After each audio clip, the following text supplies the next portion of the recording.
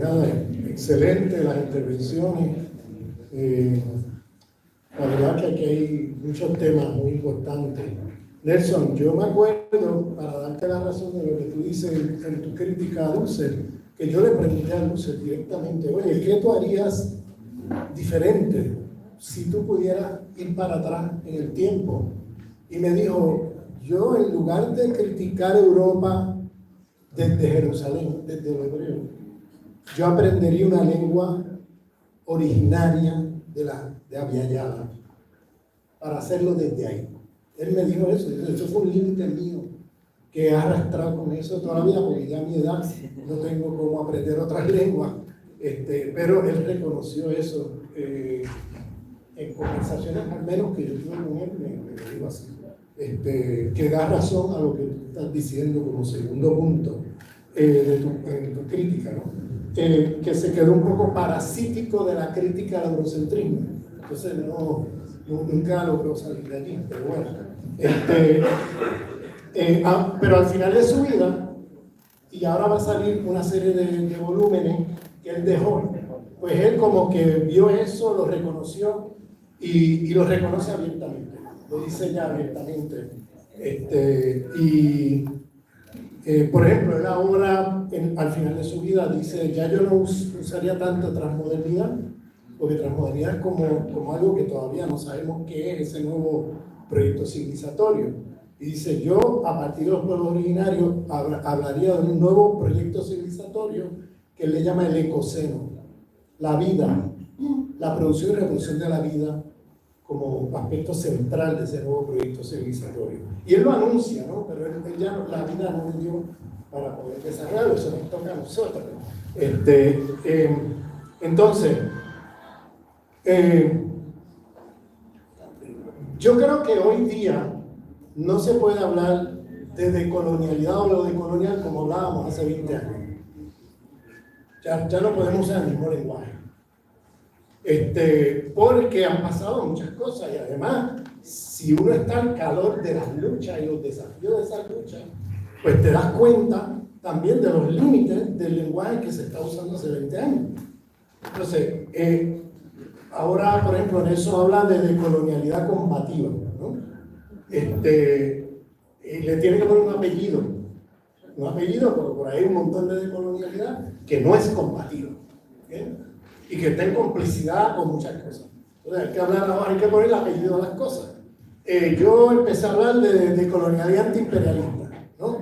Porque me di cuenta que yo creía que si tú decías decolonial, porque estaba implícito que eras antiimperialista, y después me di cuenta que no, que hay decoloniales que no son antiimperialistas, que incluso toman partido con el imperio en muchos conflictos. Entonces yo me quedé ahí y dije, bueno, va a haber que usar una frase redundante, que pareciera redundante, pero bueno, no hay otra. Entonces, pero claro, eso significa, hay dos desafíos que yo creo que fueron fundamentales en cambiar el lenguaje, los contenidos y la mirada. Uno es la apropiación que hizo el imperio, que lo mencioné ahí rápidamente en mi intervención anterior, de una serie de perspectivas que se identificaban con lo de colonial o se identificaban, pues el imperio fagocitó eso, se lo apropió, le cambió el contenido y ahora lo financia. Entonces, pues, ¿qué vas a hacer ante eso? Ya no puedes usar el mismo lenguaje, ahora tienes que articularte frente a eso, junto a los movimientos, junto a las luchas que se están dando, cómo es que los movimientos están enfrentando esos desafíos y cómo como combatientes que somos, no intelectuales en el Monte Olimpo, sino como combatientes, entonces tenemos el desafío de cómo entonces aportar al movimiento pensando en qué tipo de lenguaje tenemos que usar ante esos desafíos.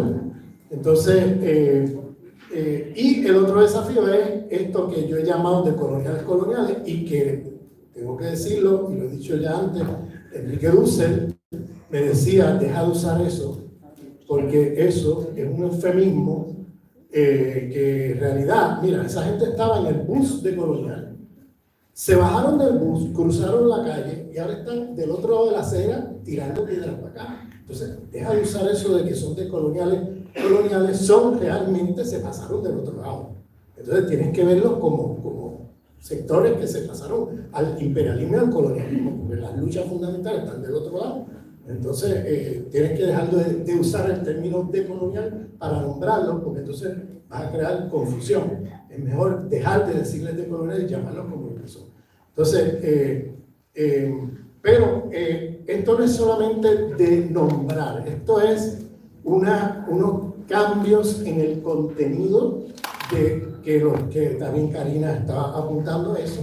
Cómo el contenido de las categorías tienen que cambiar. No podemos pensar desde el yo egoico, como aquí está señalando Karina. Por ejemplo, uno de los desafíos es cómo en esta interseccionalidad imperial, como la interseccionalidad, como muchos de ustedes conocen, es una categoría que viene del feminismo negro estadounidense.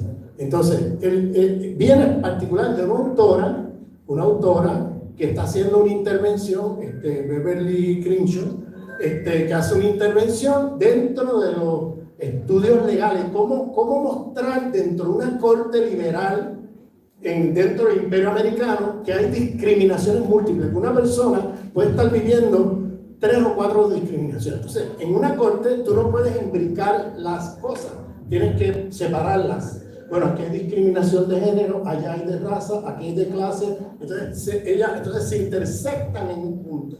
Pero eso es una cosa que ella hizo muy puntual, no es una teoría que ella intentó hacer desde ahí. Lo que pasa es que luego viene un feminismo blanco occidentalocéntrico, viene un marxismo occidentalocéntrico, eurocéntrico, y se apropia de eso de manera perversa, ¿no? Para tratar de entonces aplanar las opresiones y tratar de decir, pues mira, yo como trabajador blanco tengo en común, o yo como mujer blanca tengo en común con las mujeres negras la opresión de clase, la opresión de género, la opresión sexual, todo eso. Lo único que nos diferenciamos es la opresión racial. Pero no, porque no es lo mismo. La explotación de clase no se vive igual si tú eres un sujeto deshumanizado, es decir, inferiorizado racialmente, que si tú eres un sujeto con privilegio racial, siendo proletarios los dos, pero no van a ganar lo mismo, no van a tener los mismos derechos, no van a tener las mismas condiciones de trabajo, etc. Entonces, si tú imbricas las opresiones, se le cae el kiosco al feminismo blanco y a los marxistas eurocéntricos, si las imbrica. Si las mantiene separadas, entonces pueden hacer este tipo de argumentaciones problemáticas, ¿no? Entonces, por tanto, lo que Angela Davis le llama, porque lo que sucede entonces es que al tú quitarle el carácter antiimperialista a las diversas opresiones que el mismo sistema produce, o sea, las opresiones raciales, de clase, de género, todo tipo de opresiones, al quitarle el carácter antisistémico, antiimperialista, entonces se convierte en el yo egoico. Cada uno de la modernidad, cada uno peleando por lo que me conviene. Como yo soy un oprimido de X y tú eres un oprimido de Y, pues yo no voy a ser solidario contigo, yo soy solidario conmigo y con los míos, y cada cual en su esquina. Y entonces las feministas negras, cuando hablaban de multiplicidad de opresiones, siempre ponían en el centro el tema de las coaliciones. ¿Cómo trabajamos juntos de una manera antisistémica? Identificamos las múltiples opresiones para ver cómo nos unimos y cómo luchamos contra el sistema. Eso siempre estaba en el espíritu de las feministas negras. Angela Davis es un buen ejemplo de eso, y otras feministas negras, Patricia Hill Collins y otras, pero el tema es cómo se usa de una manera perversa una teoría producida radical por feministas negras para luego quitarle los contenidos, vaciarla de contenido y convertirla en una pelea de ego entre diferentes grupos identitarios, que se transforma todo entonces en una política identitarista. Cada cual en su esquina peleando por lo suyo, pidiendo migajas al sistema, y mientras tanto el sistema feliz.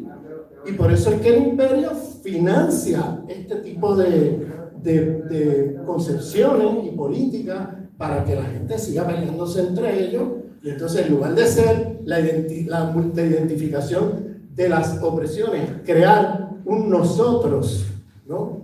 Un nosotros se convierte en crear diferentes yo egoicos que empiezan a pelear entre sí, y es, bueno, sálvese el que pueda, ¿entiendes? Entonces el sistema queda intacto.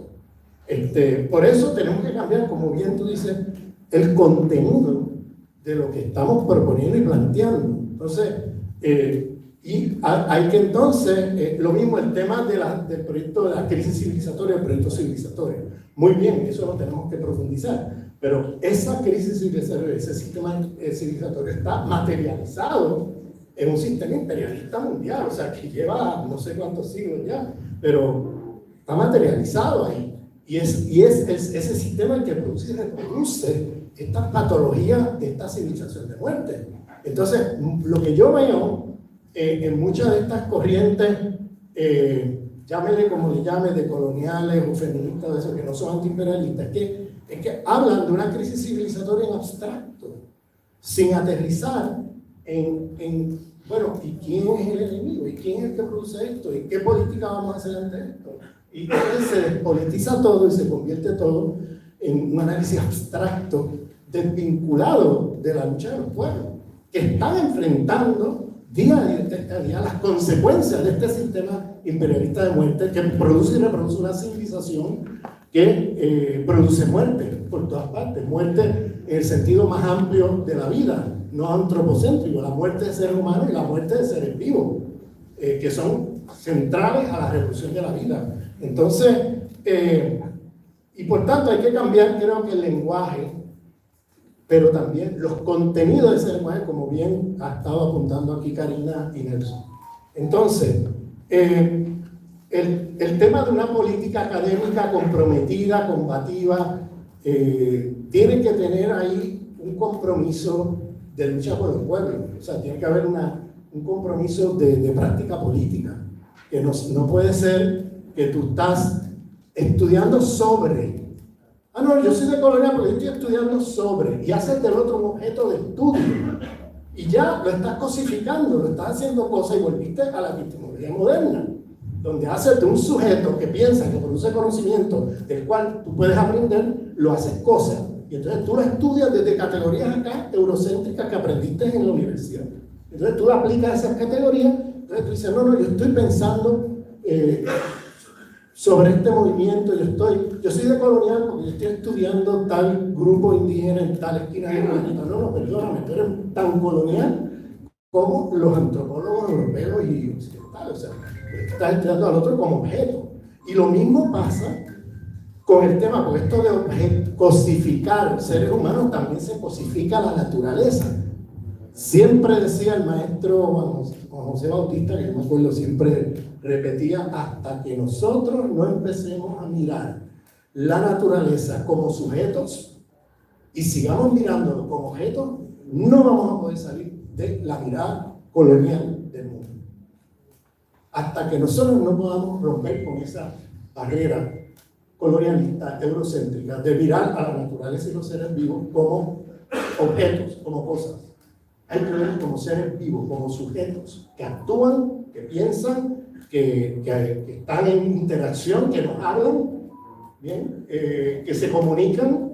Entonces, si eso no lo logra romper, no vas a poder romper con ese esquema eurocéntrico destructivo de la vida, ¿bien? Porque vas a estar produciendo siempre tecnología que tiene allí la racionalidad de la destrucción de la vida, porque ha posibilitado todo. Entonces, el tema del mestizaje, yo creo que es un tema que también habría que historizar. Bien, lo que apuntaba aquí Nelson, el tema de mirar la historia y cómo las cosas se construyen. ¿Por qué digo esto? Porque, por ejemplo, en Estados Unidos, por lo menos hasta hace poco, no había en la supremacía blanca de los Estados Unidos, del imperialismo estadounidense, no había categorías de mestizaje como tal. Tú puedes hacer, estaba la regla de una gota de sangre, ¿no? Negra, ya te hacía negro, aunque fuera rubio de ojos azules, porque no había categoría de mestizaje. En cambio, América Latina, la supremacía blanca criolla opera con la ideología del mestizaje. Entonces, ¿por qué en un lugar sí, en otro no?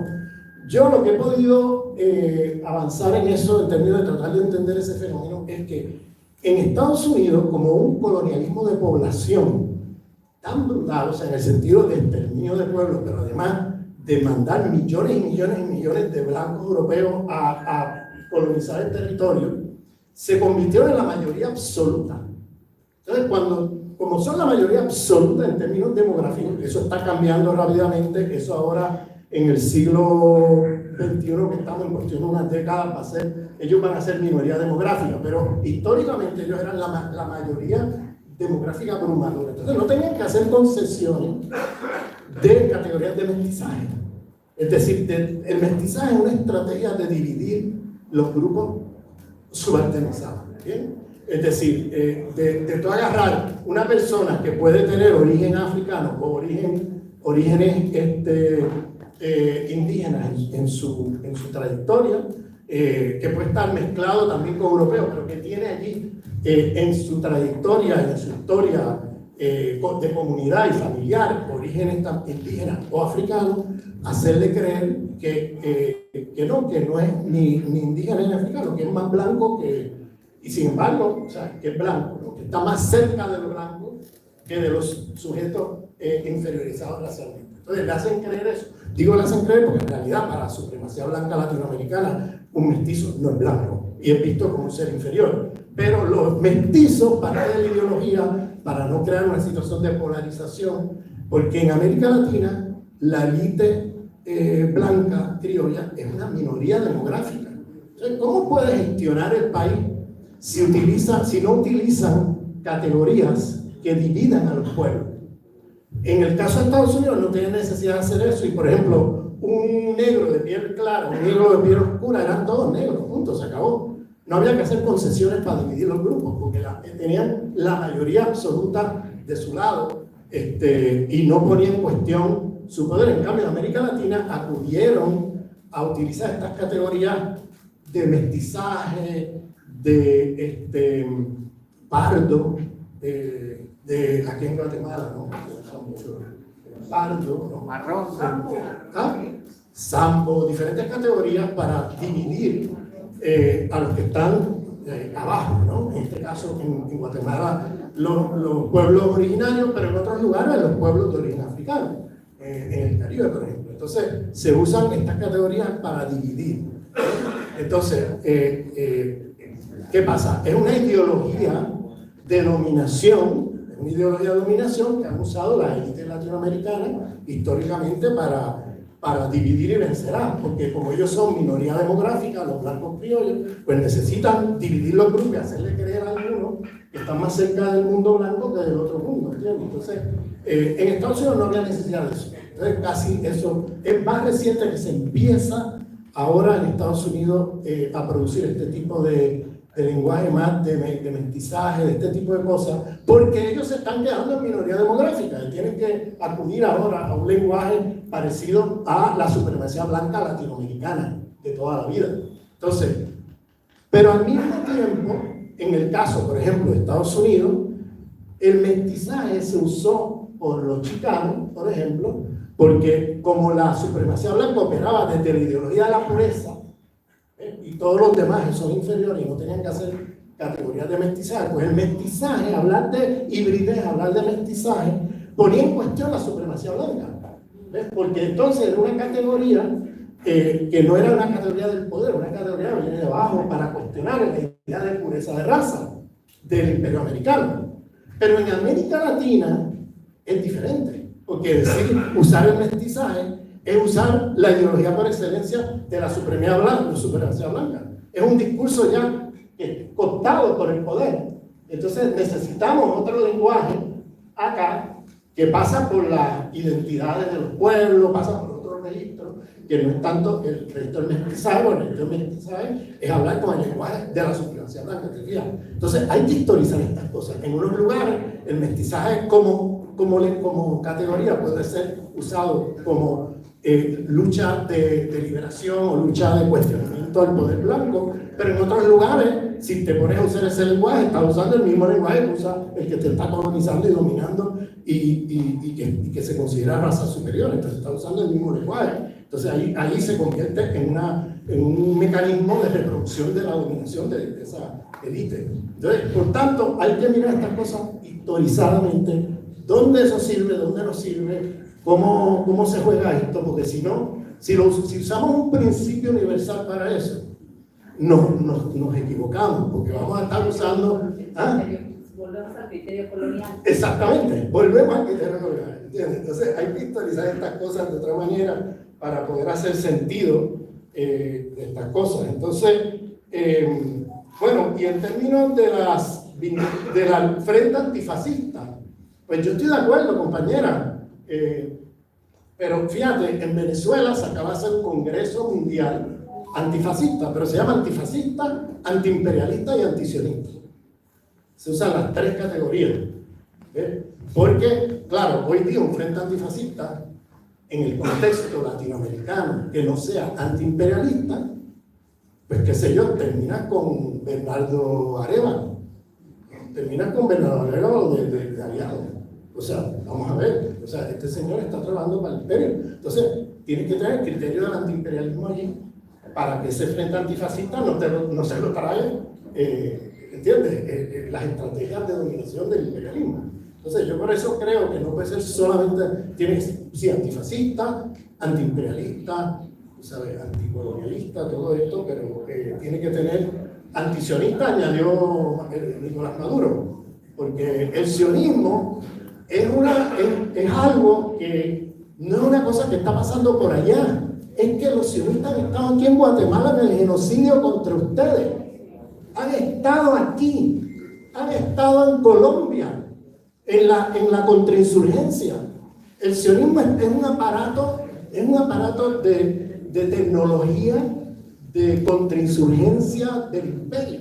Ellos producen tecnología, ellos producen estrategias, ellos producen un montón y por eso es que los imperialismos están, vamos, en la cama con el sionismo y el genocidio en Palestina. Porque el sionismo para ellos es fundamental. Es como el perro guardián de los intereses imperialistas en el Medio Oriente, que es un lugar rico en petróleo y gas. Entonces imagínate cuán importante es ese lugar, porque ellos son los que protegen los intereses del imperio allí. Entonces, pero además producen tecnología de represión. Entonces, aparecen por todos lados contratados por estos estados neocoloniales de nuestro continente para hacer barbaridades en nuestros países. Porque ellos son como los que te venden la tecnología de dominación, de represión, de inteligencia, de infiltración, de cuanta cosa. Tienen un montón de tecnología desarrollada en esas áreas.